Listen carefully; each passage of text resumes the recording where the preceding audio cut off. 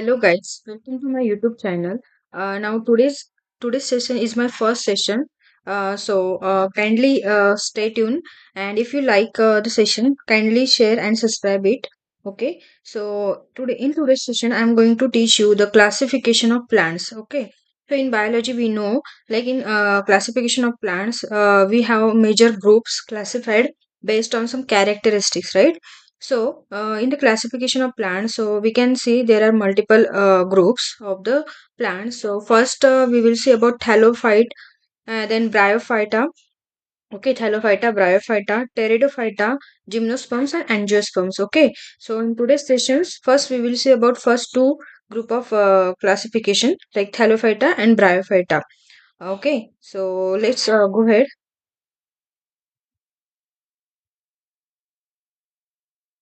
So what are the learning objectives of today's session? Like, so we want to understand the plant classification, okay? Then after that, learn the major plant groups, okay? And we have to learn the major plant groups, okay? Just one moment.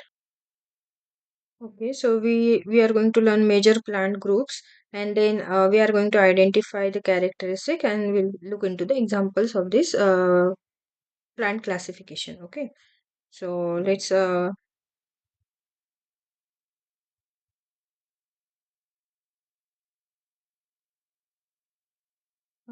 here, like what is now classification? Okay, so and how it works? So we know like classification means the grouping of plants. Okay, the grouping of anything. Like we want to classify anything, we are grouping into one group based on some characteristics. Like or like here, like I read, like based on some similarities and differences, right? So just a second.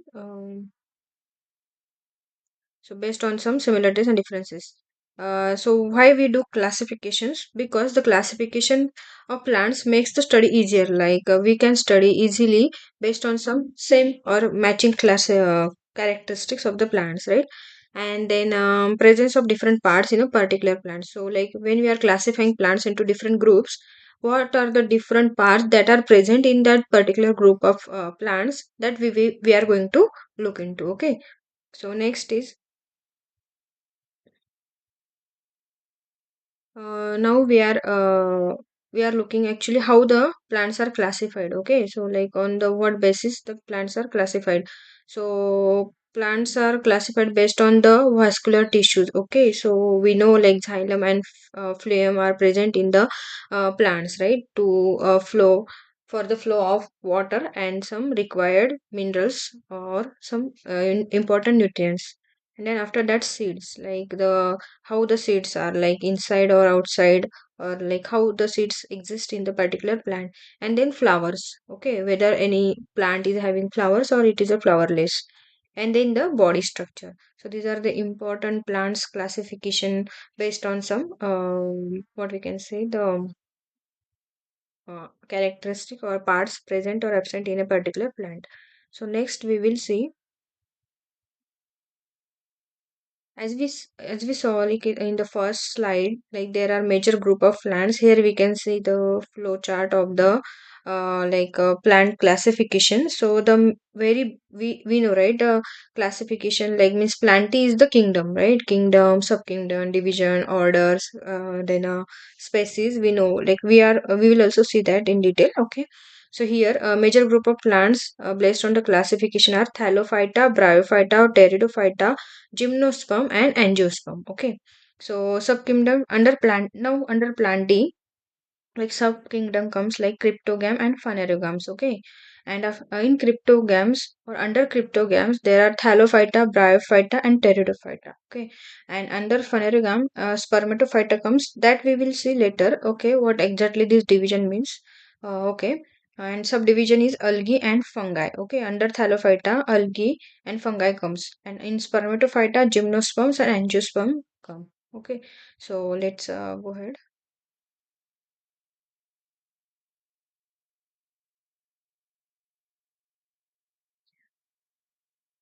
Now we will look into the thallophyta. Okay, so in image, I will show you the images also. Okay, but like what are the characteristic of thallophyta, or what are the thallophytes. Okay, so thallophyta, also known as thallophytes, are a diverse group of simple non-vascular plants. Okay, that include algae, fungi, and lichens, characterized by their undifferentiated body structure called a thallus. So this thallus does not have any body part. It is, we can say these are very primitive type of plants.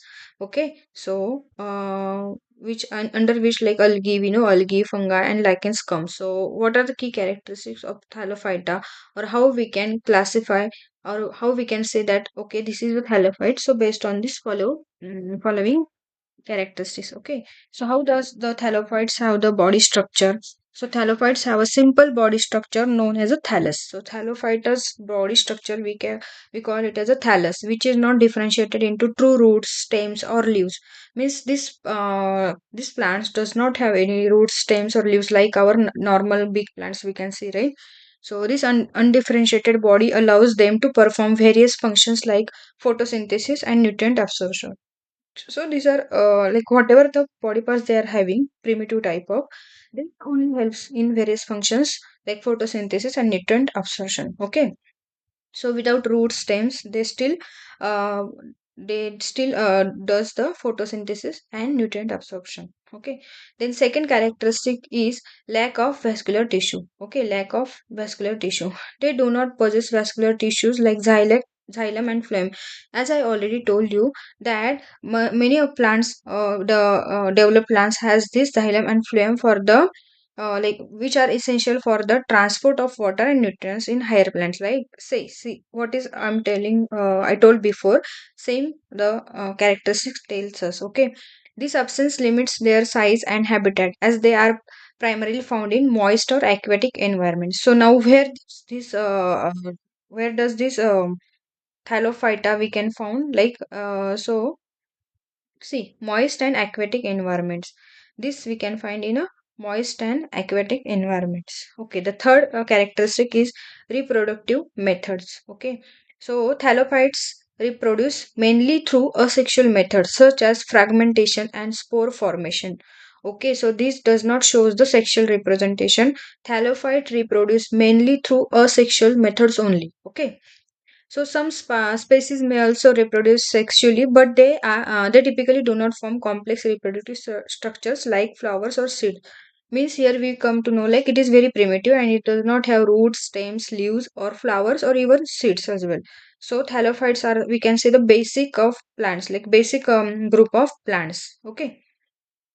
So next characteristic we will see, and here also you can see the images of the thallophyta. Like so, some examples are also given here, like alva, cara, ladopora. Okay, and these are the some thallophytes we can see. Okay, so the next characteristic, fourth characteristic is nutritional mode. Okay. So most halophytes are autotrophic, meaning they can produce their own food through photosynthesis. Okay, as in algae. However, some like fungi are heterotrophic and obtain nutrients for decaying organic matter. So here you can see like suppose if algae in thallophytes, algae and fungi comes, right. So in algae they produces their own food with the help of photosynthesis. See, here are green color alva, cara, and cladophora. These are the algae. Okay, so we can see as it has a green color. They can produce their own food. Okay, with the help of photosynthesis, and some are like some heterotrophic, like means which grows on the other decaying organic matter. So here you can see here the yellow part is the fungi, but it is like growing on the other plants part or other decaying organic matter. Okay, so these are heterotrophic, they are not producing their own food. You got my point, I hope you are getting it. Okay, yeah. So and the next is the habitat. Okay, next characteristic is habitat. So, thallophytes thrive in moist or wet environments, including freshwater and marine ecosystem. They play a crucial role in these habitats, contributing to oxygen production and nutrient cycle. So, what does it mean? These thallophytes mainly grows in moist or wet environments. Okay. So many of the times in monsoon we can see a green layer comes on a particular area where the moist environment is there, right? So, and also these thallophytes play crucial roles in these habitats, like contributing to oxygen production and nutrient cycling. Means these thallophytes produces oxygen as well, so they are helpful or useful to us, like in making environment like with the more with more oxygen. Okay. Then after that, the next sixth characteristic is cell wall composition. Now, when we are classifying plants and animals, the very main thing is cell wall, right? So we know that in animal cell, cell wall is absent, and in plant cell, there is always a cell wall. So now in halophytes, let's see what it is. Okay, the cell walls of halophytes are typically composed of cellulose in algae and chitin in fungi, which provides structural support. Okay, so as I said, in algae, like this okay, algae, the cell wall is made up of cellulose, and in fungi it is made up of chitin. Okay. Then seventh is ecological importance. Thallophytes are vital for ecological balance. Algae contribute significantly to oxygen production and serve as the base of aquatic food chains, while fungi play a key role in decomposing organic matter. You got my point? So, thallophytes are vital for ecological balance. How? Like algae contributes significantly to oxygen production and serve as the base of aquatic food chain. Okay, and while fungi play a key role in decomposing organic matter. So both, like in thallophyta, algae and the fungi, both helps to keep our environment pollution free and provides more and more oxygen. So the air pollution will be less. Okay. So next we will go into the bryophyta. Okay, bryophyta. So now these are again primitive type of plant groups. Okay, like thallophyta, but some basic differences there. Let's see. So bryophyta. Okay, so bryophyta, commonly known as bryophytes, okay, commonly known as bryophytes, are non-vascular seedless plant that include mosses, liverworts, and hornworts. Okay, characterized by their simple structures and dependence on water for reproduction. So in thallophytes, what we see, it grow on moist environment. Okay, but in bryophyta, for their growth, the water is required for the reproduction. So as in the images we can see, there are I have given some examples of bryophytes. This first is sphagnum moss. Okay, then second is Phycometrella plant patents. Okay, then moss plant. Moss is a very famous bryophytes. Okay, mainly we see the moss plants. Then liverwort and liverwort female. These are the two types, like male. This is the male version and this is the female version, and typically bryophytes looks like this. Okay, in monsoons we have seen in like multiple areas this kind of bryophytes. So once again I'm going to repeat, like what are the bryophyta.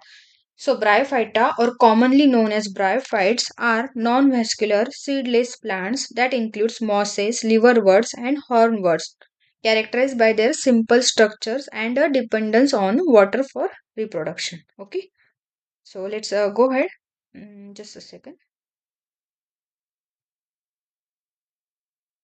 Okay, so we are going to see the characteristics of bryophyta. Okay, so some examples I have given here: some Rixia, Marcantia, Sphagnum, Polytrichum. Okay, some so you can keep in mind, like with the help of these images, like how the bryophytes looks like, and these are the various examples of bryophytes, right? So let's go ahead.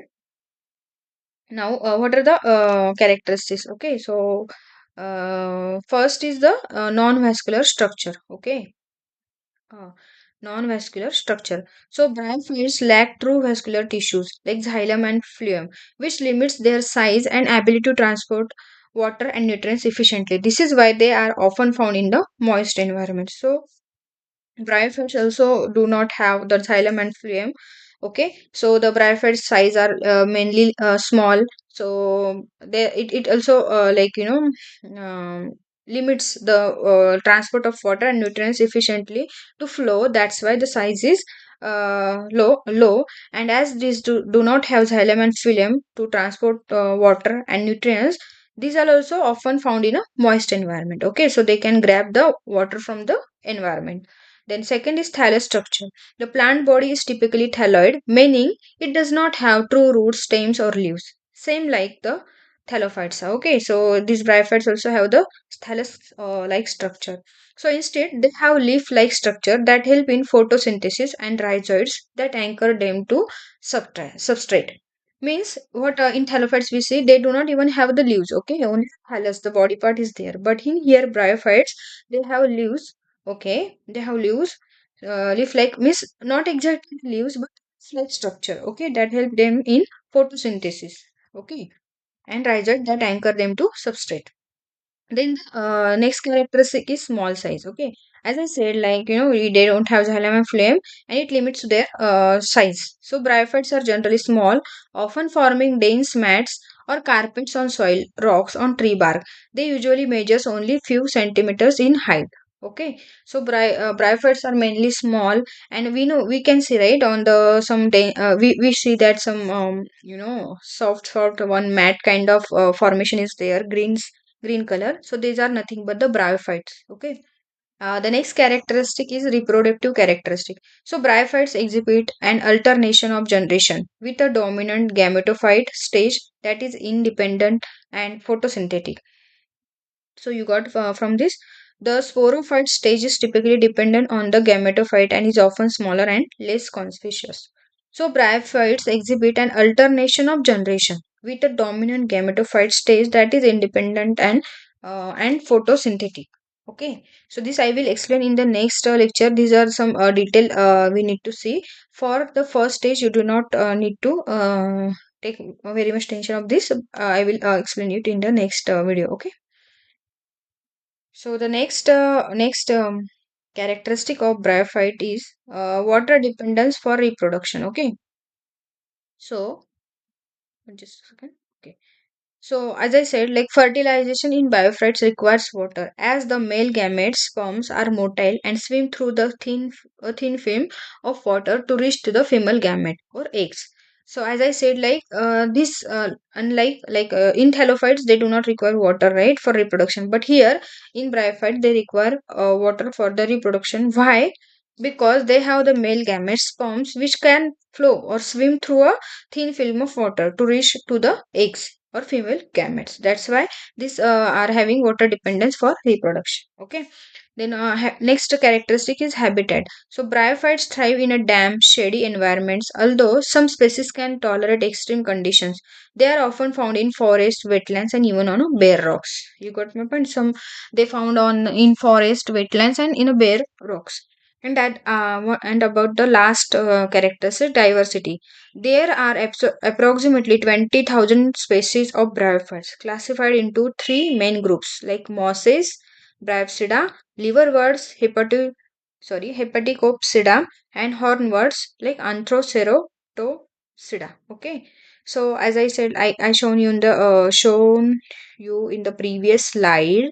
Okay, about this see mosses. Okay, okay, mosses, liverwort, and uh, Moses liverwort.